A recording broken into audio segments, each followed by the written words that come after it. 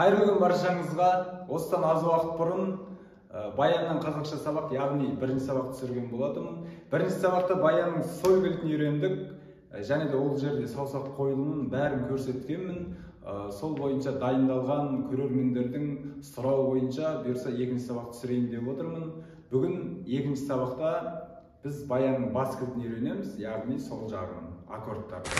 Ендеше көп уақыт созбай екінші сабағымызды бастайық.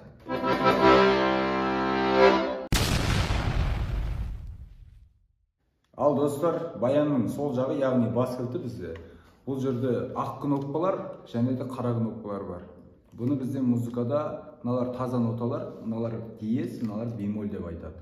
Бізге қазір керегі таза ноталар және негізгі басқыштар. Негізгі басқыштар, яғни бұл жерде негізгі басқыштар мына жерде екінші қатарда тұр. Мынау бірінші қатар, мынау қосымшалар. Мынау екінші қатар бізде негізгі басқыштар. Аккордтардың негізгі басқышы осыдан басталады. Енді мына жерде бізде ең мынау қараның үстінде тұрған ақ, мына жерде бізде фа нотасы. Бізде фа нотасы, одан кейін оның үстінде до нотасы. Оның үстінде соль нотасы. Сольдің үстінде ре. Ренің үстінде ля. Ляның үстінде ми. Мидің үстінде си. Осымен негізгі басқыштарымыз біздің бітеді. Ақ негізгі басқыштар және таза ноталар. Бізде мажор, минор, септаккорд деген бар. Мажор дегеніміз мынау домен бәрі бір қатарда тұр, міне. Доның жанында тұрған нота бізде мажор. Яғни до мажорды бассақ, до мажор болады. Одан кейін екінші бізде минор. Доның мажордың жанында тағы бір кнопка бар. Сол кнопканы бассақ, бізде минор болады. Мынау до минор болды қазір. Енді одан кейін септаккорд. Төртінші тұрған міне. Септаккорд.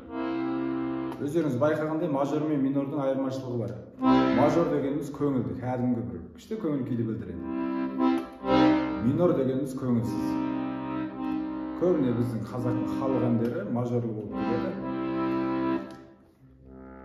Ал достар, сіздерге енді тапсырма.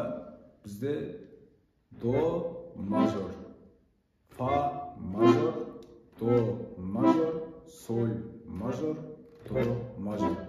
Осылай саусақтарыңызды алмастырып, до мажор, соль мажор, осылай дағдыланасыздар үйде.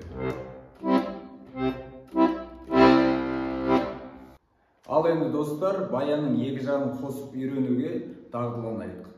Ең бірінші бізде баянның оң жағы. Оң жағының нотасын жақынан бір көрсетейін.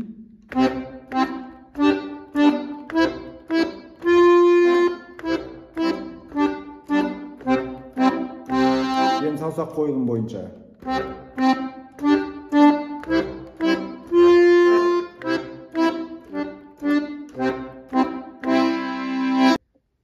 Енді сол жағын көрсетейін. До, соль, до, фа, до. Қараңыздар.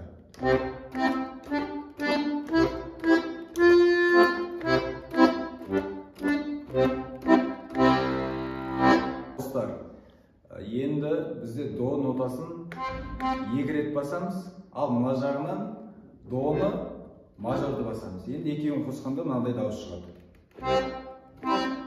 Көрдіңіздер, мына жағынан екі рет басыңыздар, мына жағынан да екі нота ойналды. Енді мынаны үйренулеріңіз керек.